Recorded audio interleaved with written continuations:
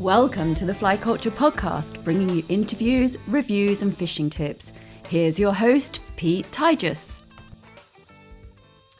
Hi everyone, this is Pete Tigus. Welcome back to the Fly Culture Podcast. We're back again in lockdown at the moment, and my hope is with these podcasts that they will provide the next best thing really to being on the river. So that's my hope with these, and I hope you enjoy them. And if there's any thoughts or suggestions, please send them to me. I know people have been emailing me and messaging me saying how much they're enjoying them. But if there is anything you'd like covered, just drop me a line and I'll be very happy to do that. I'm really pleased to be joined today by Gareth Lewis. He's a passionate fly angler, superb fly tyer, and just an all-round good guy. I first learnt of his love of the streams of South Wales, where he's based, a number of years ago. And he used to put together a fishing blog, and it captured why I love fishing so much. And it always resonated with me. And I've sort of stayed in touch with him ever since and watched him at fly tying shows and everything else. He's a regular feature at many of the fly dressing stands at shows all around the place. And hopefully you'll hear a little bit more about his love of fly fishing, fly tying. I want to pick up a few tips, hopefully, as well. He's done some guiding and some production tying. So I think it'll be, given the background that we're at the moment of time of recording, we're not allowed to fish. I'm sure many of us are going into production tying mode. So perhaps we can get some tips there as well. But Gareth, how's it going? Very good. Thanks, Pete. And wow, what an introduction. Thanks very much. Oh, I only speak as I see. So, I know we've been speaking for many years, and I know when I first contacted you was when as I said, I always enjoyed your blog. And then I saw that you went down the guiding route, and I remember the email I sent you. I think it's fantastic you're being a fishing guide, and that I hope you bring the passion that you bring in your blog to your guests and stuff. So it's been lovely to see that and see you at the fishing shows and everything else. But pretty tricky at the moment. Obviously, our thoughts are with everyone having to contend with some the virus and everything else at the moment. But have you managed? I know you open a tiny bit earlier than us in Wales. Have you managed to hit the river? Yeah, so we our season starts March 3rd. So, we all try to get out on the river, even though, the weekends before we're still, 5 layers of clothing trying to catch grayling on freezing days. But yeah, we try to get out regardless of the, how bad it is. But yeah, we've been out a couple of times, caught a couple of nice brown trout to dries, which is the main thing. So it's starting to wake up, but of course, as you say, we've got this pandemic on our hands at the moment, so a bit of a shutdown or lockdown at the moment. And so you're keeping yourself busy with work, and I guess you're tying flies and just sort of finding a routine, really, I guess. Yeah, so I work in IT, so I'm still working. So I can today. It's beautiful sunshine outside. The neighbours. I also work from home, so all the neighbours are out, albeit within the confines of their own back gardens, and having what sounds like an amazing time. But I'm still working. I'm cracking on and being quite busy, but. Of course, now we're sort of locked down. You're right. The evenings are sort of focused on other fly fishing activities such as tying. So keep you nice and busy. Here's a question for you, and I don't know the answer to it, and I'd love to know what you think. That I'd put something recently about my home river, the Tor, which I guess as the crow flies isn't a million miles away from the streams that you're fishing in South Wales. Yeah, that's right. That we take some real warming up. And we don't really get rising fish really until the Granham get underway in, the second week or so of April. Why do you think that's different in Wales? You're right. So quite a few of our rivers do take a little while to warm up. This year has been until this week has been quite mild. So we've been seeing good numbers of large dark olives, March browns, both coming off pretty early in the season. We've had honeybees and bumblebees and all sorts around really early in the year. So yeah, things seem to have kicked off a little early, but we tend to get those, golden hours, or half an hour maybe, where we do get a hatch of a kind, or at least we can prospect maybe with a dry fly, and maybe bring up a brown trout. But for the most part, yeah, we are in a similar boat to you. We do have that first month, which is sometimes quite quiet, and really things start going in earnest really in April. But as I say, we try to get out all the same. There's a couple of brown trout already to the net, thankfully.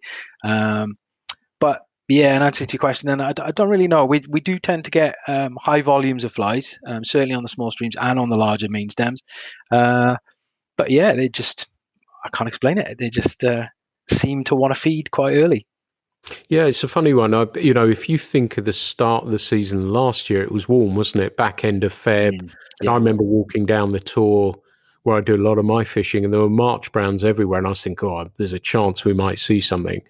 And they just don't. I think, and we used to have a gathering. I used to bunk a bunch of my friends in to fish the river at Tor on open day. And one year we managed to actually catch fish on a dry fly, but that was about it. It's nearly all to nymphs, and that tends to be the way of things. But we've always got the impression that you like to stick with the dry more than anything else and prospect. And it's not really a question about which is better than the other. It's just a personal preference, I guess, is it? Yeah, of course it is. Yeah, and I mean, look, you spend all winter sort of bugging for grayling, and it personally, I kind of get bored even of grayling to an extent. I mean, I spend most of my winter either trying to climb mountains or the odd few trout out on the weekend. Obviously the days are drawn in, so it's Saturday, Sunday sort of jaunts. But yeah, I kind of tend to get a little, I don't know, bored maybe. I'm looking for that maybe 10 minutes where it might be warm enough to maybe cast a fly. I enjoy casting. I enjoy tying flies and, bugs and, or nymphs rather. Sort of these, the European style, they're very good fish catchers, no doubt about it. But me personally, and as you say, it's a personal thing. For me, the heart starts pumping at dry fly fishing. So you wait all sort of winter to cast a fly, and March 3rd I will be and I have been casting dry flies. Brilliant. I did that one year and just got such a kicking, but I stuck with it. And what is so you said you caught a couple of nice fish and on a dry fly. What is your searching pattern if the fish aren't rising? Do you have anything that you could recommend for people? Yeah, absolutely. I mean, for searching patterns, and this really focuses on rivers and streams similar to that of Wales. So the topology of most of Wales, as I'm sure you and the listeners know, is quite hilly, mountainous. So we have lots of quite steep gradients of streams and rivers. So these are generally faster running. So I find generally just a big bushy dry fly in those early days. So for me, that will always usually be a clink hammer, nice and big, no smaller than a size 12 or even a 10. And generally through those faster runs, then certainly in the small streams where those trout don't really get a huge amount of pressure, we can quite happily throw those larger dries. And more often than not, you'll get a reaction to them. That might be restricted maybe to the warmer hours of the day, generally is, until sort of April and when things start warming up. But clink hammers, for the most part, is a confidence pattern of mine that I tend to go back to time and time again. Yeah, I've tried some of the American patterns. Coachman parachute used to work really well for me. Yeah. And I can't catch a bloody fish on it, the purple haze, which, is all intents and purposes is a purple Adams, but I can't catch a bloody fish on it. And funnily enough, that's what made me think of it when we were talking about open day and I fished just to dry. I had a big one that I'd bought somewhere or other in the States and thought, well, I'll try it, and nothing. So I put it down to pattern rather than fish not rising. But it's funny what you say about the confidence of the clink hammer. And I'm sure there's many people feel the same as well, that when I tie that on, the purple haze, that is, I don't feel as confident. Yeah, and I mean, this time of year, I mean, I keep coming back to the larger flies only because you're restricted to the times of the day when you can actually target specific rising fish, or maybe fish that are targeting specific invertebrates. In which case, obviously I'll change. We do get good quantities of mid-catches throughout the winter as well. But again, right place, right time. And putting yourself in those positions where you know there's going to be a couple of rising fish at a small 5-minute window sometimes. So for the most part, and generally, I tend to start the season on small streams. If you look at the conditions that we've had recently and throughout the year, we've had those 3 big storms. The rivers are only in the last sort of week, or rather this week, fishable. And when I say the rivers, the main stems, the small streams are recover fairly quickly in South Wales. So the main stems we're looking spot on for this year, for this week. But of course, with COVID and coronavirus hitting us, then those are off the cards. But for the last couple of weeks, and certainly most of the start of all seasons, I'll be up on some small mountain stream somewhere where I know the fish aren't going to have a lot of pressure, and they'll quite happily come up for a larger fly. That's interesting. I'm similar in the sense of I'll go up the system, so I'll go further up the river to where I'm fishing mid or lower. Earlier in the season, I'll fish upper stretches of that river in a similar vein, I guess. So we talked about going to Dartmoor on opening weekend, but it was so damn cold, and a friend of mine went up there and it was absolutely freezing. So I'm glad I gave that a miss. But I like to head. I feel like I've got a little bit more chance there, and there's not such deeper pots on the streams that I'm fishing there, that I think I've got a bit more of a chance to find a fish rather than being doggo on the bottom. But let's take you all the way back to the beginning. So did you grow up in the south of Wales? Has that always been your home where you've been based? Yeah, so as the accent might give away, I'm from the valleys of South Wales. So I was born, bred from in Merthyr Tydfil, which is the top end pretty much of the River Taff. So growing up in and around the water, really. But it wasn't until I was 10, I think, that I actually started fishing, thanks to my dad. And then it kind of exploded from there. But yeah, so Merthyr Tydfil, born and bred. The day job was kind of based in Cardiff, which is only 24 miles to the south, for quite a long time now, I think 16, 17, 18 years. So it just kind of made sense that I take the plunge and move down to deepest, darkest Cardiff. So which I'm still ribbed by mates back home still to the day. But there we go. And that's pretty cool river to have as your home river, the Taff, isn't it? Yeah, it is. It's got to be one of the most underrated fisheries, really. Even so, at the very top, we've got the 2 small streams, as they are, the Taff Echen and the Taff Fawr, so the little and the small Taff, and they actually converge then in Merthyr Tydfil. As they come off from the beacons, converge in Merthyr Tydfil, and then flow all the way down into Cardiff. And throughout, I think there's only 4 main fishing clubs that manage those stretches, and as fisheries, they are all superb, really, really good, and quite underrated, really, and surprisingly, really, considering the history they've had. At one point back, not so long back, really, early 80s, I think the Taff was considered an actually dead river by the EA or whoever the organization was back then. But as it run black, and I've done a little bit of guiding on the upper stretches through the years, and they're just amazed by how well it's come back and how good the fishing is, and the quality of those trout and grayling. There was a really cool program, wasn't there? Was it Will Millard? It was, yeah, that's it. Yeah, about there was a series of 3 programs about the TAF, wasn't it? The Yeah, history, not just of the fishing, although he ends it with the salmon, doesn't he? I think in the I think so. Yeah, lower down. there as well, which is really worth a find if you can find it on BBC somewhere or other. The other one was, I remember I was watching cricket one time, and in both of them, the cricket was clearly a little dull. And this was on TV, I was watching it, and they panned the cameras to the river, and both of them commentated on a guy fishing the river, which was really cool to see. I think he was swinging some flies down the Yeah, grass, yeah, but it was really cool to see that. It's a river I've never fished. I know one of our contributors, Nick Thomas, that's his home river, and he makes a lot of videos and things about his little stretch, and he's written some stuff for us about that. But it seems a phenomenal river and a lovely place to. I guess that's where you learnt your trade, was it, as a fly angler? yeah, exactly that. Well, I mean, the rivers didn't actually come on for I think it must have been 8, 9, even 10 years later. So when I started with Dad back when I was 10, and to give that some perspective, I'm 39 now, God forbid.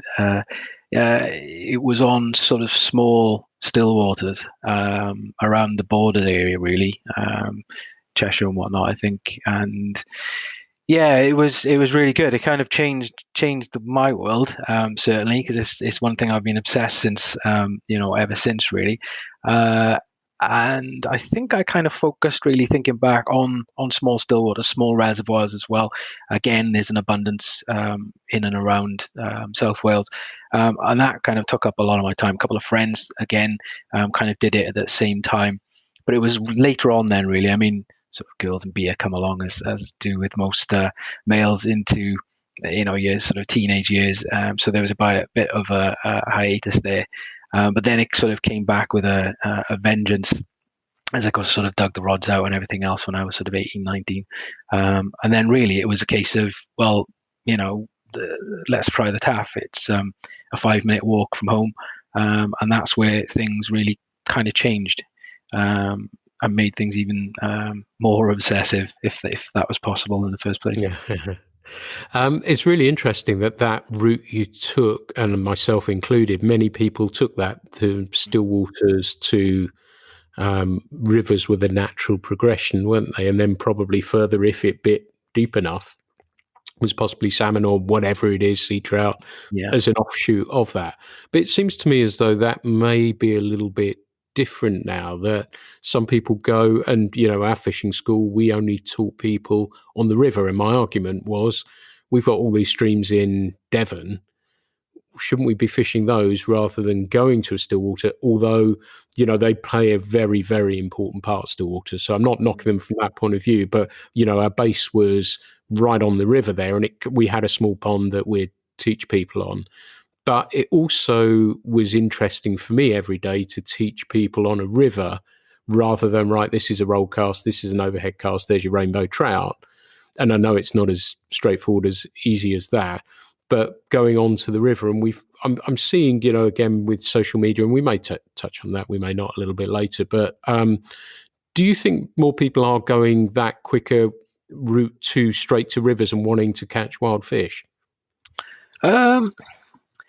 Yeah, quite possibly. I mean, the amount of people I talk to in shows, really. I mean, even some of the river patterns that I tie, people think, oh, cool, they'll be, quite good for stillwater or whatnot. So getting to talk to those guys, I suppose it depends on what you want to take from fishing, doesn't it? So if you want to get away from life, or work is busy, or just general day to day, and you just want to park up at stillwater and grab your gear and just fish for a few hours, and that's great. If you want to open up Pandora's box and sort of enter a world of pain and start fishing rivers, then things escalate even more. For one, the water's moving, so we have to learn the techniques and the skills to adapt to that. So yeah, it can. I think the running water aspect can maybe frighten some. Others, they sort of get the bug, as I said earlier, even stronger. So it depends what they want to take from it, I suppose. Some of the guys just want 1 or 2 hours or half an hour, just a few casts, and they're happy. Others just dream about it day to day, and that's all they wanted to be doing. So yeah, striking a balance, I suppose. But yeah, it depends on the person, I suppose. Really interesting you say that, and I'm sure you're similar, that you gravitate towards people who it is such a big part of your life, and you're thinking about it. You're looking at water heights, you're thinking about hatches. I know I've sat here, been cutting the grass in the back garden, and the hawthorn are out, and so I throw down the Yeah. lawnmower and go and hit the river just in the chance of it sort of happening. And it's really interesting. I suppose there are people like ourselves, and I would think a lot of people, if they're listening, are pretty similar. They may not have the opportunities to fish as often as we do, but feel the same way. But to others, it's just something they do along with riding a bike or playing tennis or whatever it might be. And it's kind of interesting, isn't it, that you gravitate towards those people who feel the same as you do. And it's really hard to describe, isn't it? Yeah, it is, and I think with everything on us at the moment. So as we said earlier, first it was the storms, and now it's this pandemic. You could do anything really to most of the other things that we do sort of gravitate to the wider fly fishing picture, even though if that's tying a couple of flies or grabbing a John Girac novel or something. It's just to keep you in that focus, I suppose, because as soon as those doors open and we're allowed back out again, I think we're all going to be running to the river or still water or whatever we want to do. Yeah. It is absolutely fantastic. And I'm sure if this were a podcast about metal detecting or something, we'd be having the same conversation. Everyone Yeah. has I think it is just a microcosm of life, isn't it? That's right. Our little fishing community, and I feel very lucky to be part of it. And like I said at the very beginning, that I was aware of what you were doing when you did that blog.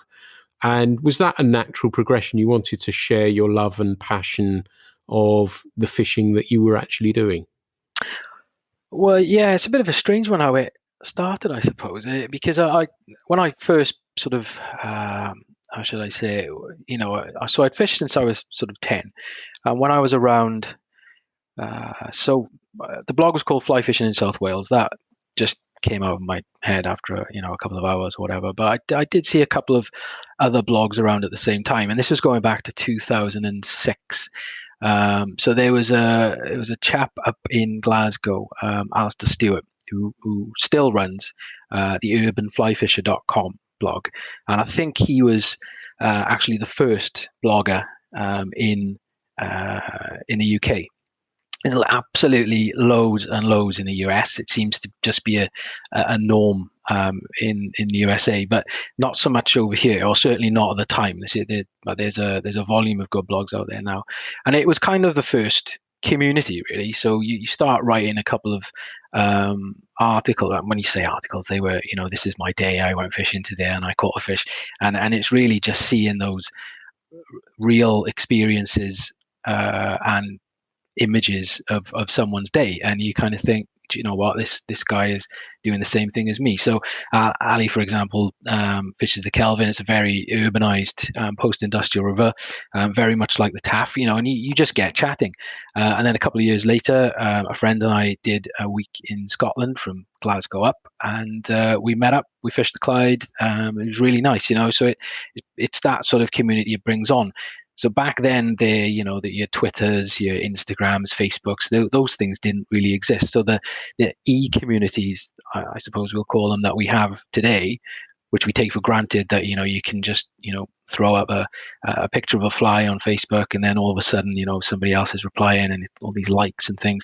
Whereas back in 2006, that didn't really exist. So it was because of the blogging scene, I suppose, that you start chatting with these friends from all over the UK and picking up tips and learning new things. And on the flip side of that, obviously you're getting asked a lot of questions just because you're a guy who's posting stuff on the internet, right? So you must be the guru of everything that's fishing, which is the complete opposite. But you start thinking then that, okay, I'm going to have to spend some time writing quality blog articles rather than just this was my day and this is a picture of my fish.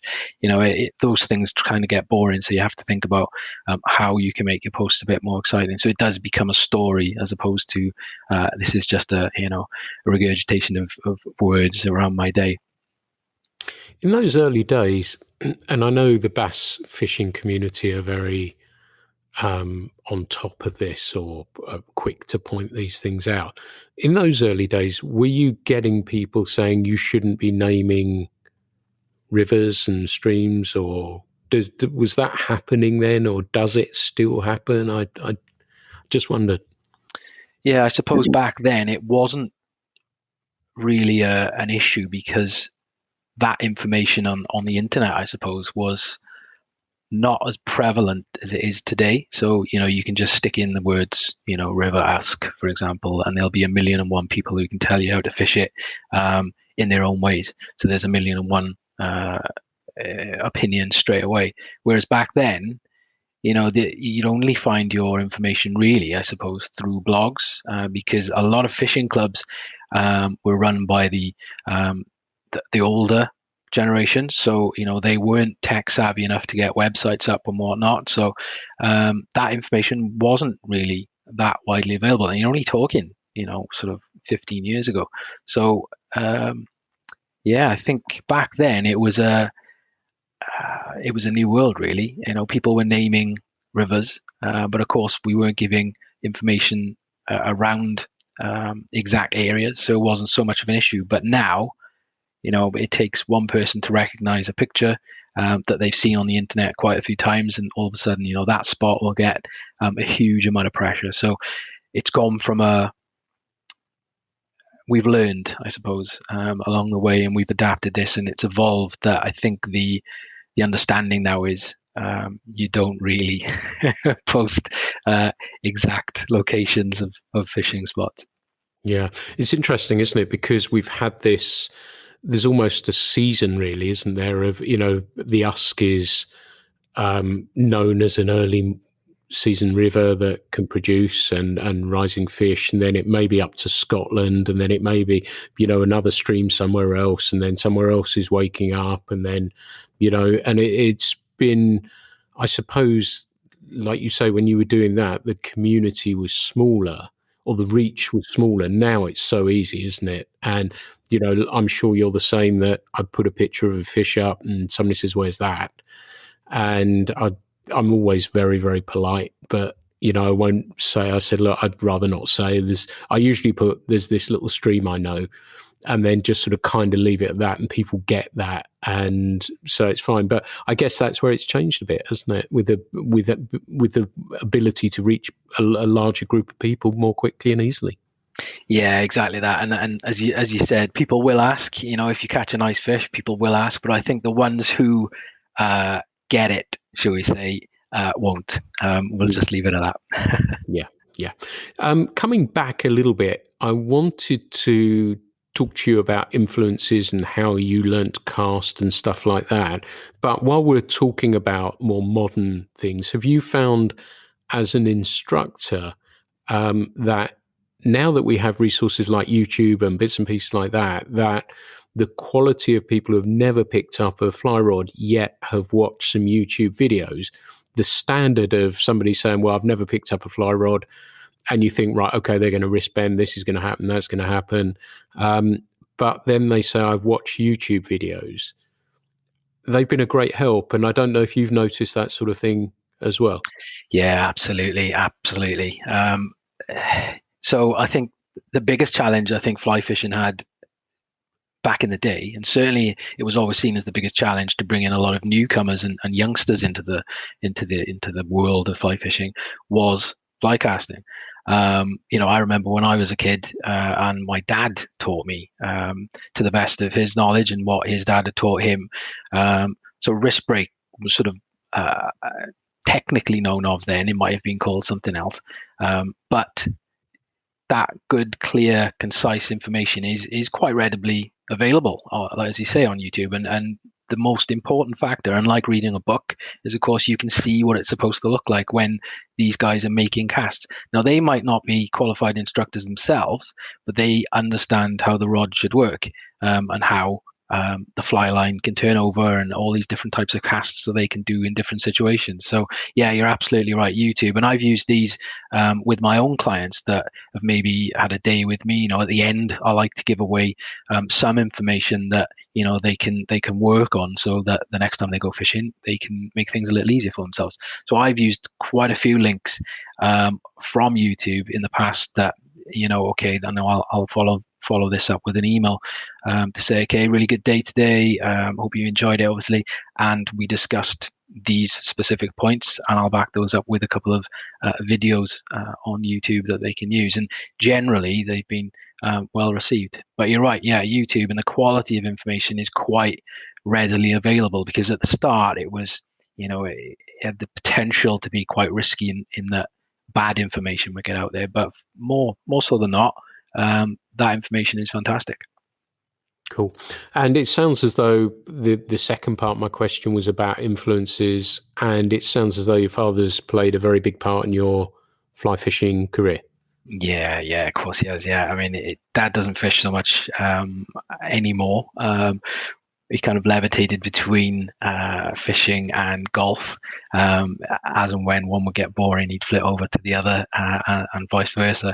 But absolutely, yeah, it was because of Dad. I think I started both fly fishing and fly tying. I think fly tying kicked in just a year later. I think we were washed off, or rained off, certainly, a small still water. So seeing my disappointment that we couldn't go fishing that day, then I think he decided, right, okay, well it's a Sunday morning, we'll get a cup of tea going, and we'll take a look at this fly tying malarkey, and showed me a couple of patterns, and again, that bit too. So yeah, but as you say, I mean, growing up in the world of fly fishing, certainly in the last 15 years, there have been so many names that have introduced me to so many opportunities. So it could be from the shows, or it could be through the instructor groups, and the Game Angling Instructors Association, the Gwent Angling Society, Merthyr Tydfil. There's so many names that, and I might touch on them later if we hit a couple of questions. Yeah, absolutely. So one of the things I also noticed about your blog, and this ties in with what you just mentioned about fly tying as well, was that I just used to love the flies that you put up. And they were just so nicely and beautifully tied. And I loved how the proportions were beautiful and how thin they were. And just delicate, looked like the real thing. I just absolutely loved them. Was that sort of a natural thing with that? And they were beautifully photographed as well, if I haven't said that already. But did you feel that was a natural and easy step for you to step into? Because I sort of tie flies and they catch some fish, but I just sort of think, I look at flies you tie, and Duncan and Paul and whoever it might be, and I just think, wow, these are phenomenal. Was that an easy thing for you to step into? Did you find that an easy process? No, absolutely not. And I think it comes with anything, doesn't it? In any walk of life, I think if you want to better it, then you just spend time at it. And as you said, you mentioned YouTube, and we talked about blogs and social media, really, because I think there is such a high standard now of anything. Really, that's on social media. If somebody is passionate about it, they'll learn how to do it more, and they may stick it on some form of social media. And generally within those communities, that because of the platforms that are available, Facebook is the perfect example. I only use Facebook really for fishing. So those individuals that do befriend me, maybe from work or just general walks of life, then I do apologize to them straight away that you're just going to get slammed with just fishing, so expect nothing else. But because of how easily and how readily available that is, I mean, most people now sit on the sofa. If the missus is watching something, then we'll just flick through Facebook, all these things, and it's just become culture, really. Sometimes bad, but sometimes good.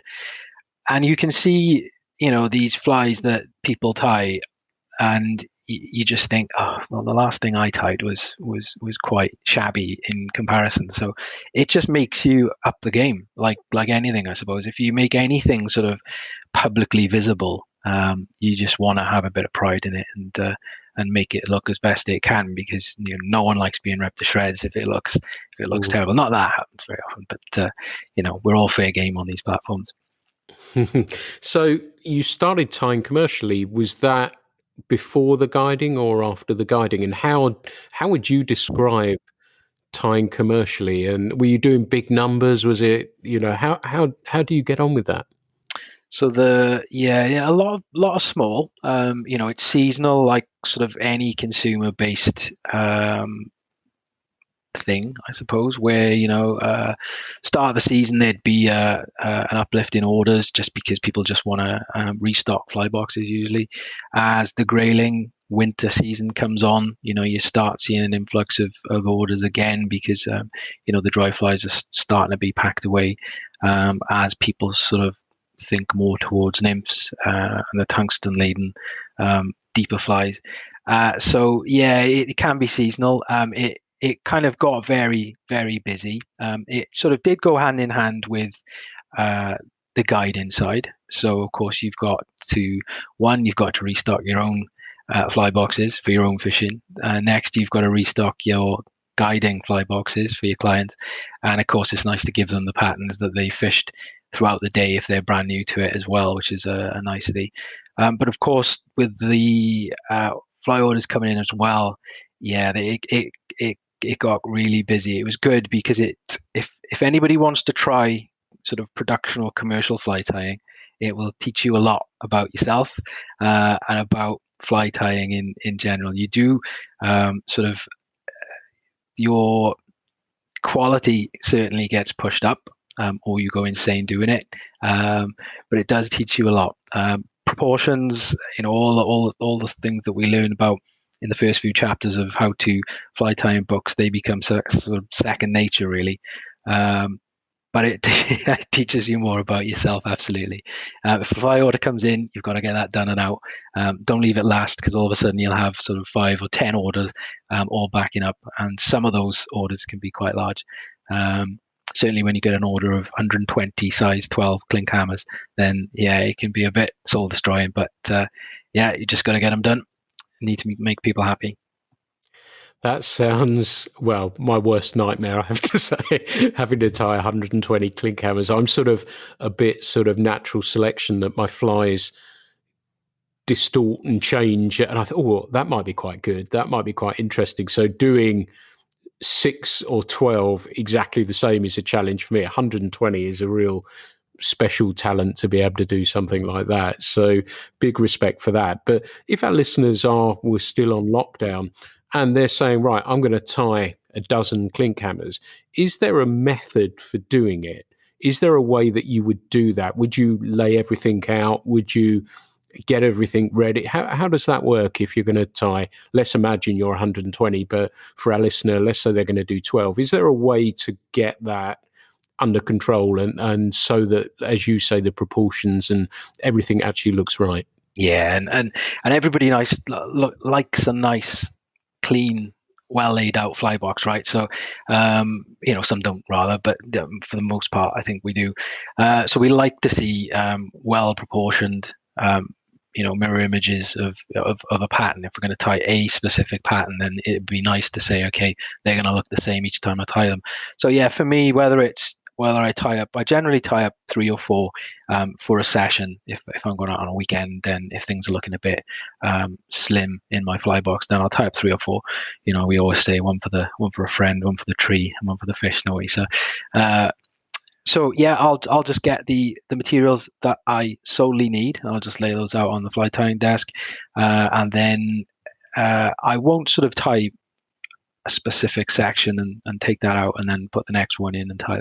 I will tie them through. So I'll run this through very quickly. Then the clink hammer method, as we've spoken about that quite a bit. So we'll mount the hook in the vise, we'll enter the thread onto the hook, and then we'll tie in some sort of wing material, something very visible in my part. And I love using the TMCO Aerodry pink wing post material, because you can just see it from a mile off. Even on sub-size 20 patterns, it's really, really quite visible. So you'll tie that in, and then to that we'll add a rooster hackle. Again, there's loads of good quality ones out there, but I tend to levitate to the bronze grade whitened stuff, just because it's generally very high quality. And it'll last you for quite a while, unless you've got an order of 120 clink hammers, then it won't last you for very long. So once those are tied in, we'll then, so that's the post and the wing already sorted and done and dusted. So then we can focus on bringing the thread down to the bend of the hook, and then we'll form a nice tapered body, and then finish off that body and thorax with peacock herl, for example, or you can use any sort of dubbing for the thorax. And then at that point, we'll tie off. And now I cover this at quite a few shows, because there's so many ways of tying clink hammers. Some people think the clink hammers are a bit too technical to do, and all I try to think about in life, really, in general, is just to keep things simple. So more so in terms of fishing and fly tying. So at this point, we've done the post, the hackle, and when I say we tied the hackle to the post, we've not tied it around the post at this point. It's just sticking up in the air. We've tied the body in, we've tied the thorax, and then we've whip finished off. And at that point, we'll just move the hook in the vise, so that the post of the fly, the wing post, is actually horizontal this time. And then we'll enter the thread back onto the wing post. Bring the thread back down to the base of the wing post, and then we'll wrap the hackle around the wing post all the way back down to the thorax. And at that point, we'll catch that hackle in, and then we'll finish off. Job done, nice and simple. Fantastic. Thank you very much indeed for those tips. I'm going to take you off. I'm just going to throw a name in there and see what happens for you. Catskill flies. Yeah, okay. I see you love them, don't you? Yeah, and I kind of tied them for a couple of seasons. They're addictive. Again, there's a very niche sort of small community of Catskills fly tyers out there, and yeah, it's just. So I've never tied salmon flies, so I've never done the sort of married wings and all this type of stuff. But setting those wings up, man, is just it can be soul destroying. And for me, and coming back to this, keeping things simple, they kind of fought against me for quite a while, because these things are like propellers. You've got to step up the tippet thickness, otherwise you're just going to get so much tippet twist. But they're just fun to tie in their own right, and they just look so nice. And as I say, there's a nice little community of guys out there who fish them. There's a number of books out there as well, and they just become another obsession. And at one point, I kind of stepped back and I thought, you know what? Why am I still going crazy around these? Yeah, you're right. Thanks for bringing that one back up. Yeah, we've got. I think I couldn't say this with all confidence that we were going to put it in the current issue. It may well be in the next one that Perry, our artistic director, has done a picture of a Catskill fly. I have a feeling it may be one of yours. I don't know. Cool. That he's sort of copied and he's done artwork from. I'm not 100% sure, so please don't quote me. But they are absolutely stunning. What would you say makes them, for our listener who doesn't know what a Catskill fly is? Because I guess the Catskill was the home really of fishing in the States, wasn't it? Or where a lot of the history comes from. But what would you say is the main difference to, say, a classic trout fly from here between that and a Catskill? What is the subtleties or nuances of them? Well, they can be quite similar in parts. So they just kind of focused on the materials that they had readily available to them in those areas. So they use a lot of fox dubbing, for example, for the body. The tails can be quite a little bit longer. And they all have this traditional wound hackle around the hook shank, very much similar to what we've used for hundreds of years or whatever. But they've got this fantastic sort of it can be mallard. It's the easiest to get in the UK, or you can. I'll maybe put Pete some details together for the makeup of this. But they've got this lovely sort of split wing on all of the Catskills, which is kind of their defining factor. And there's a fantastic book by Mike Valler out there and it covers a huge range of Catskills, both the history, the fishing, why they kind of used what they did, and the quite a few fly patterns in there as well, and how to tie them in different methods that the States guys used throughout the years. And that's definitely, if anybody's into fly fishing literature and books, then that's a great one to add to your library. Fantastic, thank you. You mentioned, we were talking about, you said you had people come up to you at shows, and in February was the BFFI. Yeah. Was that a good show with lots of people there? It's certainly the busiest I remember. That was my 10th show, BFFI. And yeah, absolutely the busiest. The Saturday was, well, we had, if you remember, we had that Storm Carino, was it? I think coming in on the Sunday. So I think a lot of people did sort of hit the show early day just to get it, get in and out before they got drenched. But the Sunday was even, surprisingly quite busy. And the Sunday historically has always been quite the quieter day. The Saturday was absolutely crazy, and I think they had the biggest volume of visitors in quite a few years. Really, really busy. That's great to hear as well. I'm really pleased to hear that, because it's been a great shame that we've lost the London show, Toby's show for the time being in Bristol, and they both in their own rights have huge potential as well. Do you think that the BFFI will become the show now? Because the timing's good in February, isn't it? And so to get people juiced up about the start of the season and everything else, or do you think we might see some more try and emerge, or do you think that moment's passed and they've sort of got the baton and they're just going to keep running with it for a little bit? How do you see it? Yeah, I think the guys, so Steve and Bridget with BFFI, they do a sterling job every year, and they take it. They make it bigger and better every year as well. We've extended from 2 buildings to 3 in the last few years, just to fit in more tires, more vendors, and more manufacturers. And I think we had some quite big names come back the first time this year for quite a few years. So onwards and upwards really with that. It's a real shame about the London show. I think I tied it the first year, and that was quite a different show really compared to what we've had in the past. So again, that kind of hit a specific audience as well. There was Fly Fest by Davey Newell, and his show I think was the most interesting for me.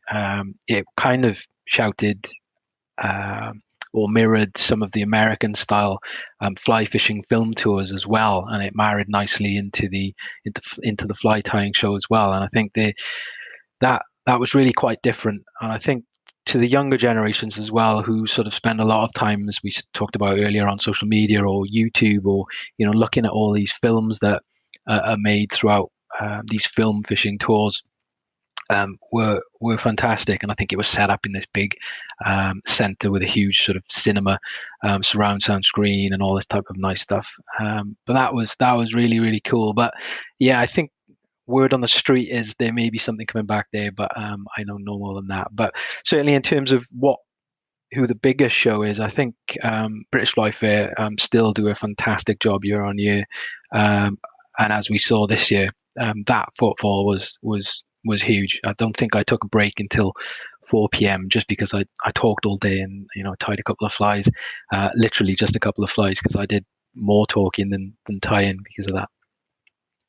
And how do you find those as events then? Is it people are catching up with you? I always try and come over and give you a quick shake of the hand. And do you find they're just catching up with you? They want advice? They want, how do those things work?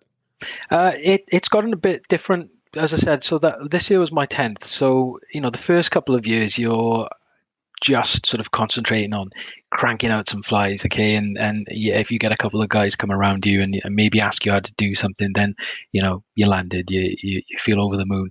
And as the years go on, you start seeing the same guys visiting, and of course you're with such a amazing selection of fly dressers who you kind of, we all kind of get tips off each other as well. So every single year that I go, I come away with, this bag of, oh my God, these new things that you learn.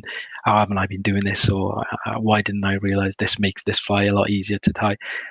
So you see the name. So it's great to catch up with the fly tyers themselves. but of course, you get to sort of become quite friendly with a lot of the visitors as well. So they'll come across and they'll have a chat and how's your season been?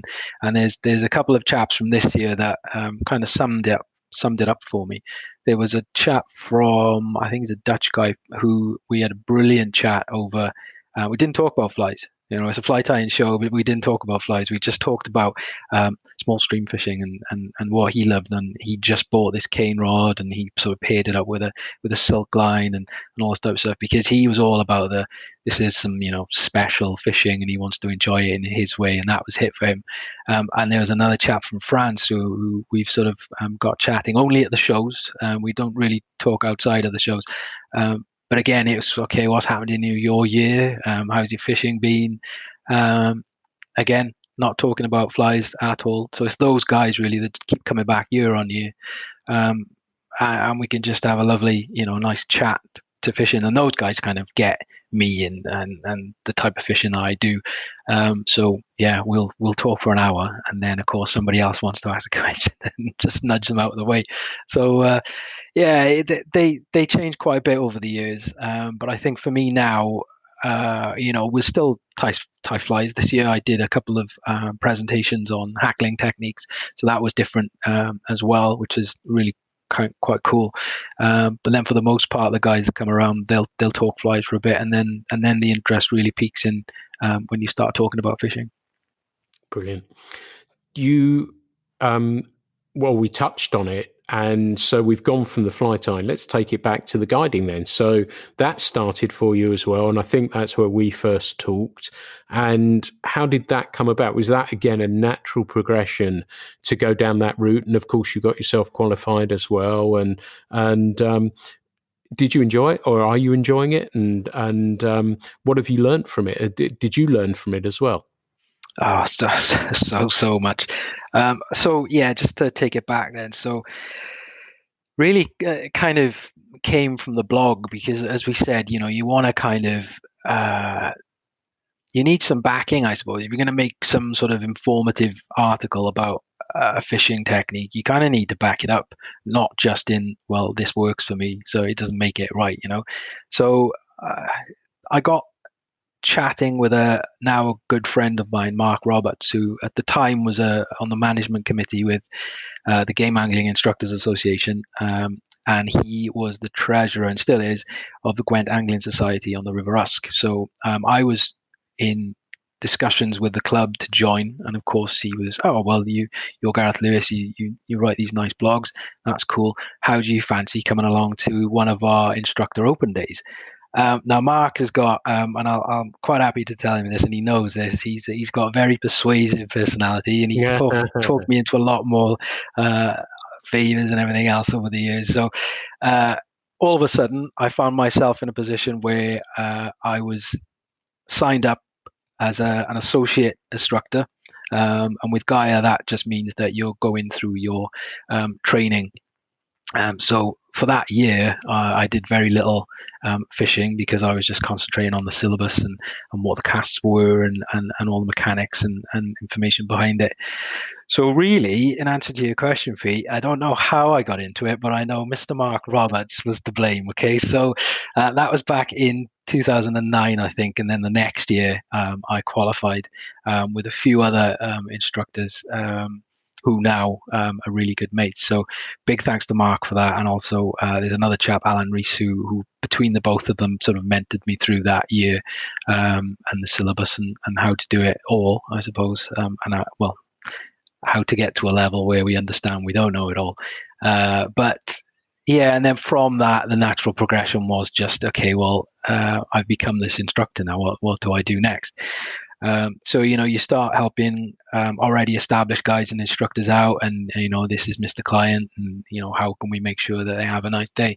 And that became quite enjoyable. I enjoyed talking fishing and teaching it, and really just giving my experiences of fishing and how others can maybe take a few tips away from that. And again, you fast forward a couple of years, and all of a sudden now you sort of maybe 50 clients in, and you're thinking, okay, where am I going to go next? So it kind of went from strength to strength. And of course, on the side of that, you form this sort of business, and you're tying flies as well. So it became very busy. And of course, you've got to juggle this with the day job, because obviously I've worked throughout all of this. It became very, very busy. So the natural progression through becoming an instructor and then turning that into a guiding business was fantastic. So at the moment, it got so busy a few years back. I think I'd changed roles in work slightly, so I took on a lot more work. So it became a little impractical to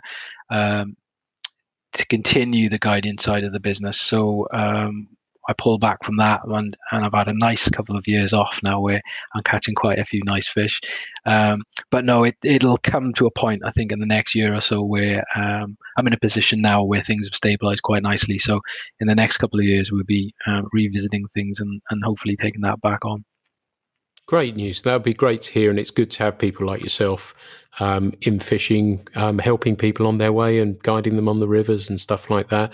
You touched on somebody you spoke to, the Dutch guy, I think it was. Do you ever fish with bamboo? I get you as you could potentially be a bamboo user. Yeah, I did. Yeah, and actually, back in the day, I had a nice 6.5 foot split cane rod made for me from a chap in the US, and that thing is just a thing of beauty, and special occasions only, really. But it does its job very, very nicely. Fantastic. That's good to hear. I thought you might be. And, you mentioned Catskill flies, you mentioned Gearak. It had to be. And we talk about your love of Gearak as well, because I know we both share, and I'm sure many of the listeners. And I think he's got a new book coming next month as well. Yes. Yeah. Next couple of months, I believe. Yeah. So that's on pre-order. Yeah. Looking forward to it. Yeah, which would be really, really cool as well. And they're life-changing books for me anyway. The early ones, Trout Balm and The View from Rat Lake and everything else. I think they were really fantastic books to read and help point you in, for me anyway, personally speaking, in a direction I wanted my fishing to go, and how to view fishing as a whole. I don't know if you feel the same. Yeah, I think there's a chapter for each of us out there. I think, some chapters you can flick past maybe. Maybe they're about those British Columbia trips where he's sort of flown in on some float plane. But there's always a chapter that sort of resonates highly within yourself, that, you've experienced the same thing. Maybe a coffee pot has burst over, a fire or something, or some camping trip has gone wrong.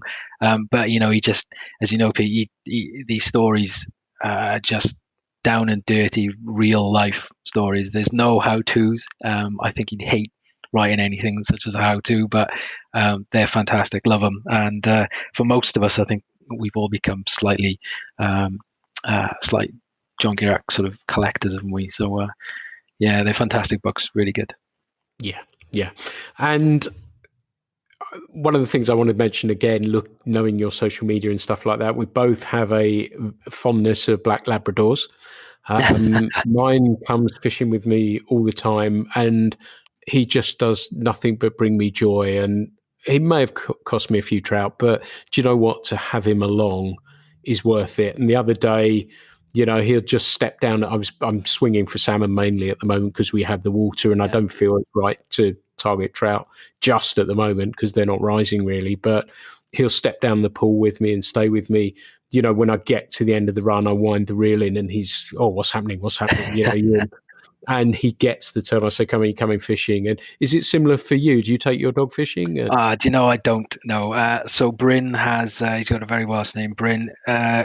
He has to say he's got a slight problem around water is an underestimate. When I say a problem, he just wants to dive in.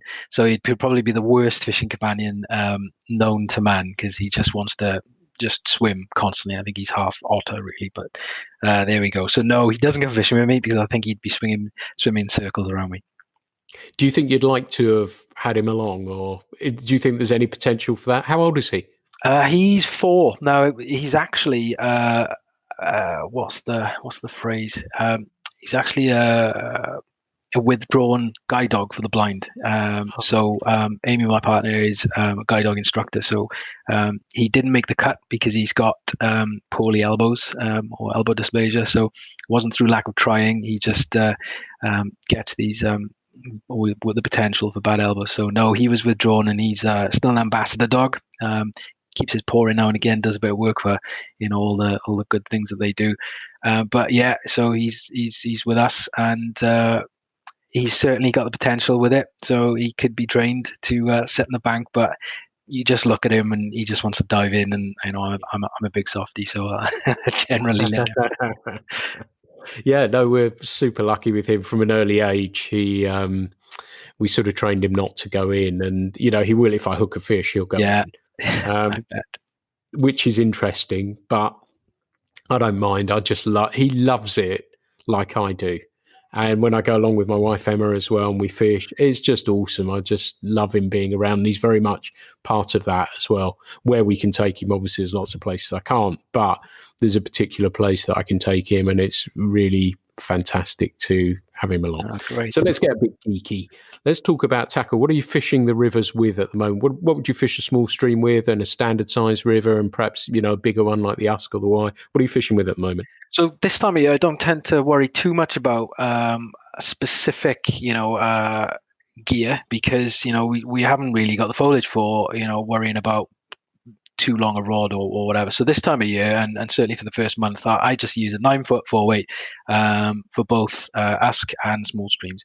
And then obviously as things explode into greenery, then I step things back down into 7 foot 3 weights, 2 weights, and really get the specific tools for the job. But certainly on the Usk throughout the year, a 10-foot wouldn't be out of place. Certainly, I like a 9-foot 4-weight. I like I don't like the sort of Canon fly rods. I like something that's got a bit more feel to it.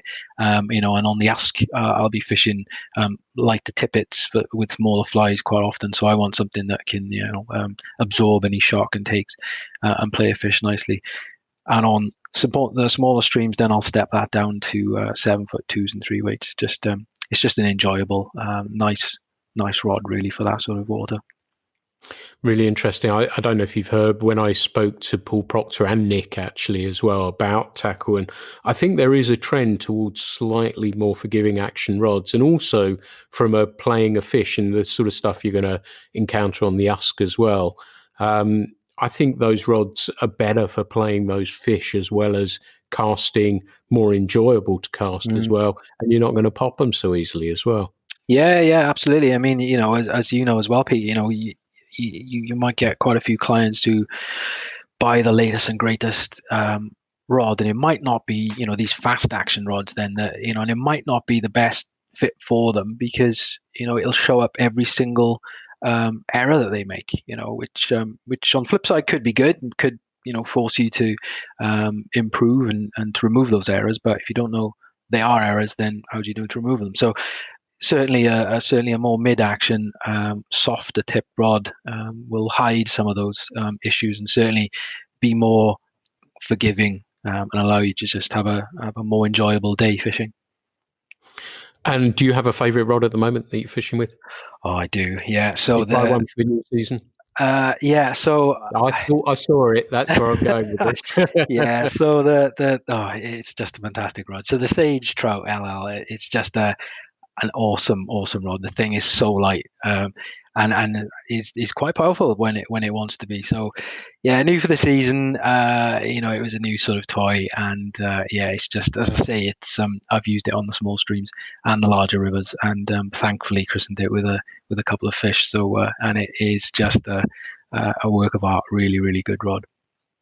They're in a fine vein of form at the moment, aren't they? And that rod in particular, bringing back a previous line of rod, is a dangerous, or not dangerous, it's a difficult thing to do, because I don't know, you've got the 9-foot for a 4, I guess, then, have you? Yeah, that's it, exactly. The 8-foot 9 for a 3 was the rod.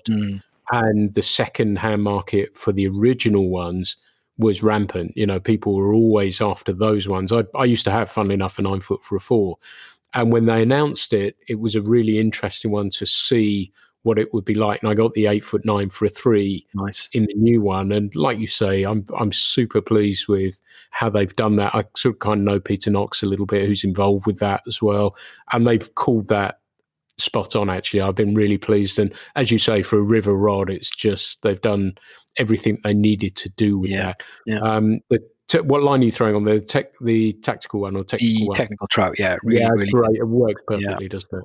Yeah, really good. I'm pleased you're enjoying that one. That's awesome to hear. So let's say you could go. I was going to ask you about salmon and sea trout. Have they ever entered your psyche at all, or not really? No, they've Periphery. not. I'm without a doubt through and through a trout guy. As I said, I get a little bored with grayling through winter, and I just keep thinking about trout really, and when the next adventure is going to come up. So yeah, no, they've never really got into my eye line because I'll always be looking at more trout sort of environments. So, say, where is your dream trip? Where is it that you would love to visit if you got the chance? So, yeah, the New Zealands and the Montanas are definitely in there, and I'd certainly love to do Montana at some point. I think that for me kind of is Mecca. But I'm a big fan of the books of Ed Engel and the rivers he fishes, so the tailwaters of Colorado and specifically the South Platte River, and one of my passions is the tying of microflies. So 20 is the biggest really.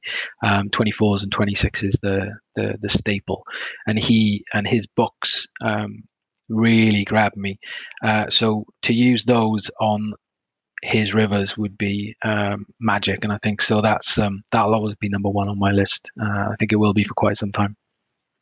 I've been very lucky enough to fish the South Platte, and it's one of the most Yeah. beautiful Chesman there, and it is one of the most beautiful streams. And the drive up towards the Dream Stream section there is phenomenal. It's absolutely beautiful. We actually fished it on the 4th of July, and my buddy Ray and I, it's a number of years ago now, 10, 12 years ago, and the cars were just flowing up there, and I'm thinking, man, I'm like you, I'm fishing these little streams that you don't really see anyone, and there's just people everywhere going up there. And my buddy said, no, we're fine, we'll pull over here, we'll fish here, you watch what happens lunchtime.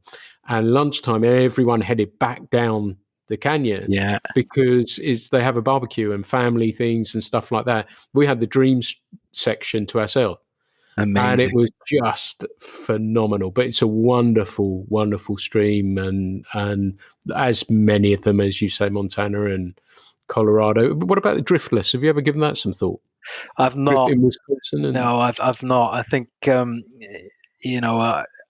reading back to Ed Engel's books, really, I think that, as I say, it will always remain number one on my poll, just because of the time you put in tying these flies that he's tied, and reading about these rivers as well. But no, there's so many places I think that we all kind of set up these bucket lists on me. But I've got to get away from the Usk and actually make some of these come true at some point.